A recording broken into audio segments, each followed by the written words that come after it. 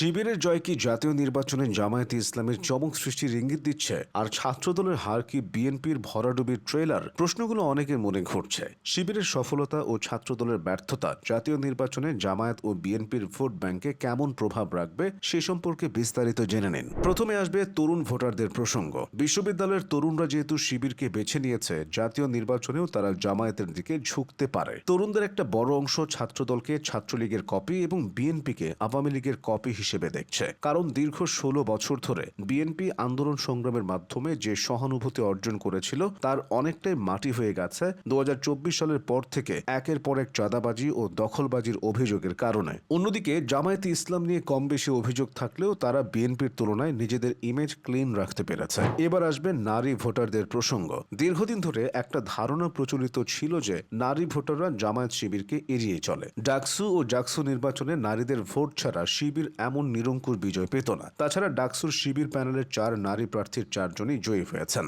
ফাতেমা তাসনিম জুমা, উম্মে সালমা, সাবিকুন নাহার তামান্না, মোসাম্মদ আফসানা আক্তার ও নাহার তামান্নার জয় প্রমাণ করে নারীদের ভেতর শিবিরের গ্রহণযোগ্যতা বেড়েছে। তাই জাতীয় নির্বাচনে জামায়াত যদি প্রত্যাশার চেয়েও বেশি নারীদের ভোট পায় তাহলে অবাক হওয়ার কিছুই থাকবে না। এবার আসবে পাহাড়িদের প্রসঙ্গ, বিশেষ করে সর্বমিত্র চাকমার নাম। ঢাবির সমাজবিজ্ঞান বিভাগের শিক্ষার্থী সর্বমিত্র চাকমা ছাত্র শিবির ঘোষিত ঐক্যবদ্ধ শিক্ষার্থী জোট প্যানেলে যুক্ত হলে চারিদিকে হইচই পড়ে যায়। হইচইয়ের পরিমাণ আরও বেড়ে যায় যখন সর্বমিত্র চাকমা জিতেও যায়। জেতার পর সে শিবির সভাপতি জাহিদুল ইসলামকে আবেগে জড়িয়ে ধরে। ফলে জামায়াত শিবির নিয়ে অনেক পাহাড়ির মনে ইতিবাচক বার্তা গেছে। ফেব্রুয়ারির জাতীয় নির্বাচনে জামায়াত আদিবাসীদের ভোটের বড় অংশটা পেতে পারে। যদিও তারা মোট ভোটের ১% আশেপাশে, তবে প্রতিযোগিতাপূর্ণ নির্বাচনে ১% ভোট অনেক।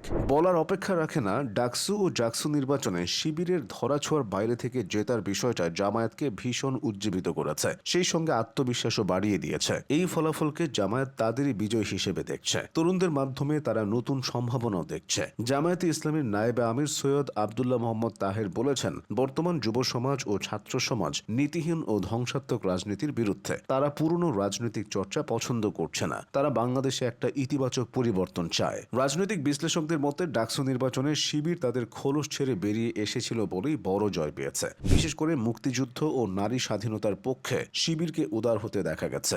নির্বাচনের ফলাফলের পর সাদিক কায়েমকে রায়ের বাজারে শহীদ বুদ্ধিজীবী স্মৃতিসৌধে দেখা গেছে। এসব কারণে শিবিরের গ্রহণযোগ্যতা কমেনি, বরং বেড়েছে। জামায়াতও সেই পথে আগে থেকে হাঁটছে, যদি কিন্তু রাখলেও তারা ৭১ প্রশ্নে নমনীয় হয়েছে। নারী স্বাধীনতার ব্যাপারে জামায়াত আমিরকে উদার হতে দেখা গেছে। তার মতে জামায়াত ইসলামী ক্ষমতায় গেলে নারীদের ঘর থেকে বের হতে দেবে না বলে অপপ্রচার চালানো হয়। নারীদের কাজের সুযোগ প্রসঙ্গে তিনি বলেন, তাদের হাত বন্ধ করার আমরা কে? সুতরাং নারী ও মুক্তিযুদ্ধ প্রশ্নে জামায়াতের এই ভূমিকা জাতীয় নির্বাচনে ব্যবধান গড়ে দিতে পারে। সঙ্গে ডাকসু নির্বাচনের ফল তো আছেই। এদিকে বাস্তবতা বলছে ডাকসু নির্বাচনের ফল জাতীয় নির্বাচনে কখনোই পড়েনি। ডাকসুতে অতীতে বাম সংগঠন ভালো করলেও জাতীয় রাজনীতিতে তারা সেভাবে ভালো করেনি। তাছাড়া বিএনপির শেকড় শহর থেকে মফস্বল ছাড়িয়ে একেবারে ওয়ার্ড পর্যায় পর্যন্ত বিস্তৃত।